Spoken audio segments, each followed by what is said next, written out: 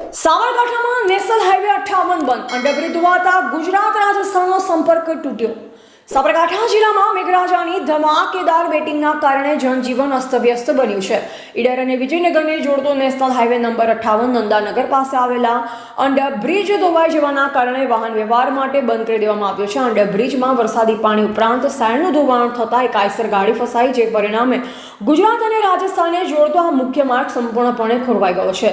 શુક્રવાર સવારથી સાબરકાંઠા જિલ્લામાં ભારે વરસાદ વરસી રહ્યો છે। નંદાનગર પાસે રેલવે વિભાગ દ્વારા બનાવવામાં આવેલો અંડરબ્રિજ વરસાદી પાણીના ભારે પ્રવાહનો સામનો કરી શક્યો નહીં।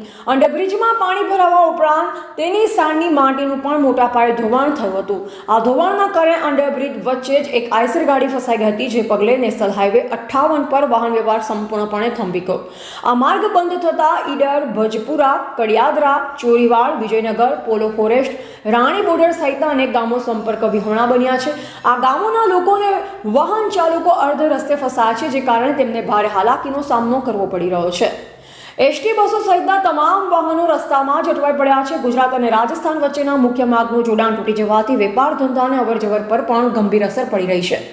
માર્ગ બંધ થવાના કારણે મુસાફરો અને વાહન ચાલકોની સ્થિતિ કફોડી બની છે। એક સ્થાનિક વાહન ચાલકે જણાવ્યું, અમે છેલ્લા ઘણા કલાકોથી ફસાયા છે। વરસાદ ચાલુ છે અને આગળ જવાનો કોઈ રસ્તો નથી, ખાવા પીવાની પણ વ્યવસ્થા નથી। અનેક પ્રવાસી પોતાની આપવીતી વર્ણવતા કહ્યું કે અમને અચાનક ખબર પડી કે રસ્તો બંધ છે, હવે શું કરવું તે સમજાતું નથી। બાળકો સાથે મુસાફરી કરી રહ્યા છે અને ખૂબ જ મુશ્કેલી પડી રહી છે। હાલમાં સ્થાનિક તંત્ર અને રેલવે વિભાગ દ્વારા અંડરબ્રિજને ફરીથી વાહન વ્યવહાર માટે ચાલુ કરવાના પ્રયાસો હાથ ધરવામાં આવ્યા છે, પરંતુ ભારે વરસાદ અને પાણીનો પ્રવાહ વધુ હોવાથી કામગીરીમાં વિલંબ થઈ રહ્યો છે।